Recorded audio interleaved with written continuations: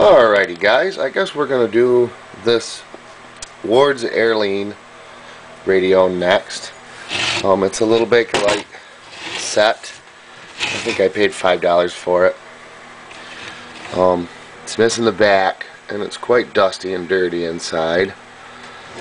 I have a note on the bottom that says 60 Hertz hum, no music output. I have another little Bakelite radio that I was going to do, but that one I have a note that says that the output transformer primary is open. So maybe that one will be next. It's got a really scary cord on it. I did plug this in through my light bulb test, not recently, but when I got it. Just kept these separated so they didn't touch anything, and that's how I tested that it had the hum but no output. So I'm going to tear this apart and get the chassis out of it. I've never had the chassis out of this radio. And we'll see what that looks like. Alright guys, I got the chassis out of the Bakelite cabinet, and the first thing that I noticed was this little wooden thing. I have no idea what it is. Maybe it's from part of the back or something. I don't know. I would assume that the back would have been like a masonite or cardboard type material. I did find a picture of the back online, and there's a loop antenna made onto it.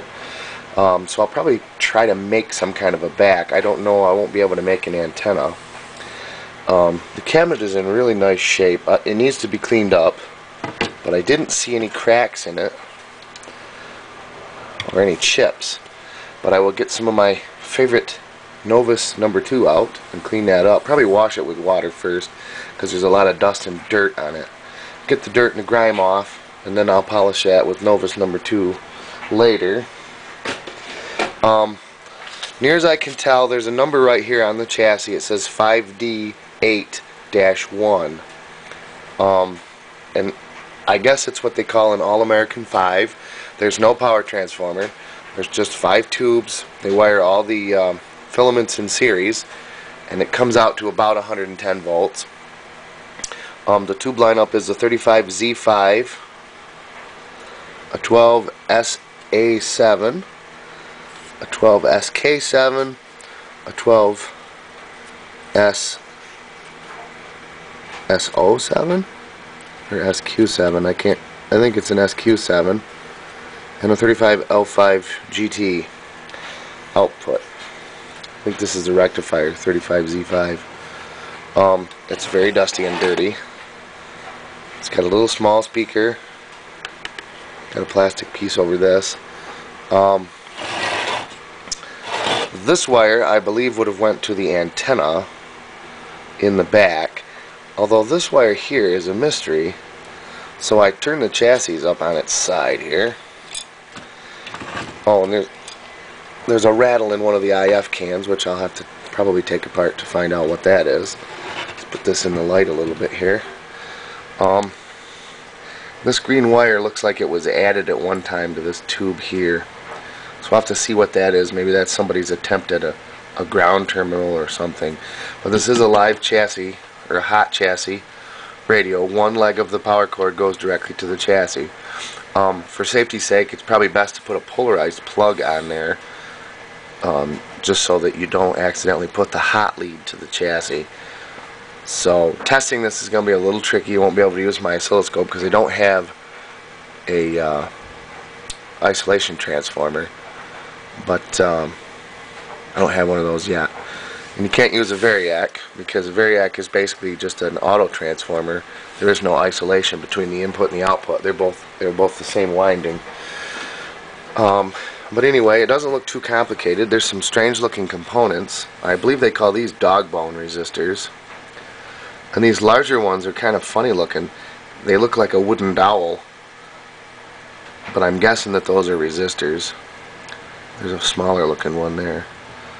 Pretty funny looking. I've seen them like this before. They look like a formed centerpiece. I believe they're carbon, but I've never seen one that's fluted. And there's actually 3 or 4 of them in here that are fluted. That one, this one, this one. Here's a couple up there.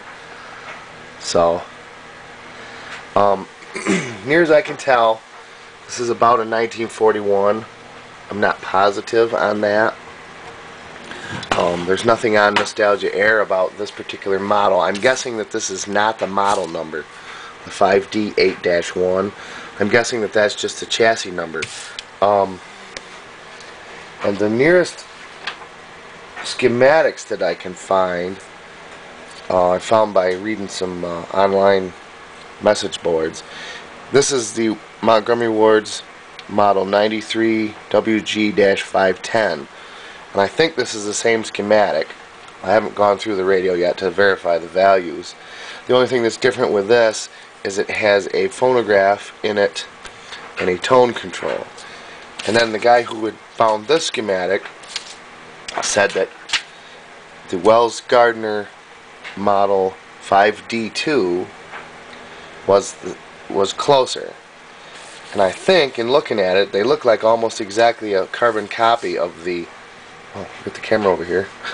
They look like almost a carbon copy of the schematic, with the exception of this section here where the tone control is, and there's no phonograph.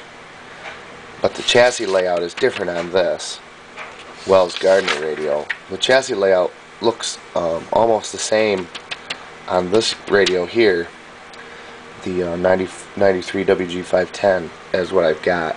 So I'll cross those and compare them with what I've got, and it's going to need some cleaning up. The chassis is in pretty good shape. It doesn't look rusty or anything.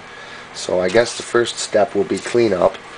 And I gotta have to get a power cord. I'll see if I got a polarized one. I'm pretty sure I do, but I don't know if I have a nice brown one. Of course, this has got the end on it, and they lost the cardboard. So for safety's sake, they put a piece of cardboard on there. Even though the plastic is just falling apart, and if you touch this, you'd be killed anyway. So I don't know why they would be worried about putting a little piece of cardboard in there, but somebody did. Anyway, I'm going to start cleaning up. Alrighty, I got it pretty much stripped down. Brushed the dust off from it. I haven't really done a cleanup on it yet, but it's got the terribly crumbly wire in it, which is all going to have to be replaced. There's not a terrible lot of it. And the transformer's got cloth wires on it, the output transformer. The speaker connects right here. I unsoldered that and took the speaker off. There's only one wire to the speaker. The other wire goes to ground, or chassis. And some of the wires go to this cap, but they actually look in pretty good shape. Oop, I forget that I have to hold the camera so you guys can see. I look over the top of the camera and see what I'm doing and kind of wander away with you guys. But sorry about that. So anyway, I'm going to clean up the chassis. I'm going to see what I got for parts for capacitors. I should have everything I need. And I'm probably going to test some of these resistors to make sure that they're somewhat close to what they need to be. I'm not exactly sure how to read them, so I will have to print out the diagrams. I don't think it's on here. This is for molded mica caps. But I'm sure there's a chart like that online that I can download for the dog bones. And once I know how to do it, there's probably a simple... I know the body of the thing is one of the colors, and one end is, like this one is green, red, orange. So would that be 20... I don't know if that's red or violet. It might be violet. So would that be 40... I don't know. I don't know how to read them. I don't know. It's like this one's yellow. Black, orange, yellow.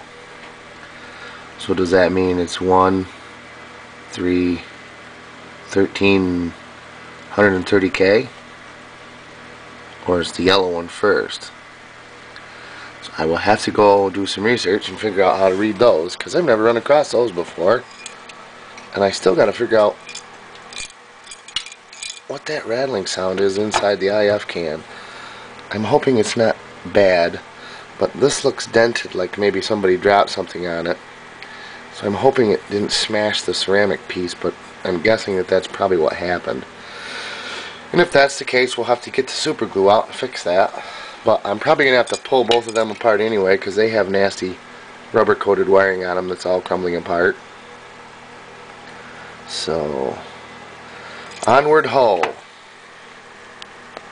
Alrighty then, a little Brasso and some elbow grease, and the chassis is looking mighty fine. There was one little spot of rust right here, and as you can see there's a little pit there. I put some navel jelly on there and let that eat the rust off, and then polished it again with the Brasso. Does a pretty nice job. I use one of these gray pieces of Scotch-Brite. They don't push very hard, but that's aggressive enough that it helps break up the oxidation. You know, you can just use cloth and it works okay to polish it with the cloth, but it takes a little more elbow grease, and some of the stubborn stuff like around in these rivets and stuff doesn't clean up very well with just a cloth. So I found that the little green scratchy pad works pretty good. As long as you go in a circular motion, it doesn't seem to scratch it too bad, or no, objectionably anyway. So now I guess I'm going to go through and do the caps. So yay, sounds like fun. I'm going to do the cap job, and I do have the IF cans or RF cans, whichever they are, out. They are different. They both have a different number on them. This one has a brass shield on the bottom of it, which I'll clean up. I'll clean both of these up before I put them back on. You have to be careful because the Brasso will take this number off. So probably what I'll do, because the numbers are different,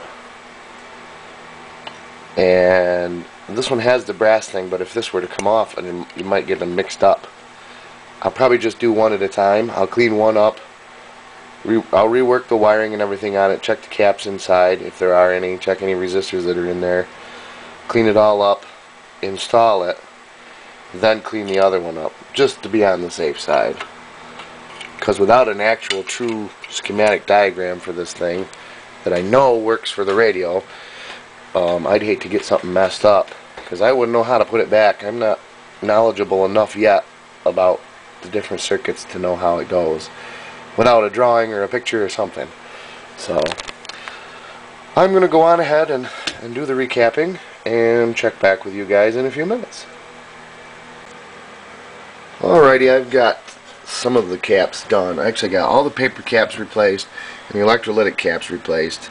I haven't tested the mica caps. There's one here, one down here. I haven't checked those, and I think these are ceramic, but I'm not positive. There's a couple of those in here. They might be replacements. Although the soldering doesn't look different than the original. And I've started replacing some of the nasty wiring, and I have put a power cord on, although it's temporary. I didn't have a polarized one, so I made this one polarized, but this cord's not in the greatest shape, but it'll work for testing. And the same thing with this cap here. This cap is only in there temporary. That needs to be an across the line cap, and I don't have any of that value, so I'll have to order one of those. But other than that, it's coming along. I guess I'll quit for today. The wiring I'm using is actually some that I salvaged. They're just short pieces, but they're 600 or 1000 volt rated solid wire. Most of it's copper, some of it's I think tin plated copper, but it's salvaged from ballasts from fluorescent lights. I saved a whole bunch of it because I thought it would be nice for hobby wire, and it works really good to replace this rubber wire. It's almost the same look, you know. It's a thin profile wire. It's not fat or anything, and it's high voltage rated, so it works really good in these old radios. I used a couple pieces of it in the Philco 42380 and it worked good in there, so I'm using a couple more pieces of it in here. So anyway, this is part one of several, and tune in to see the rest of it. Thanks for watching, as always.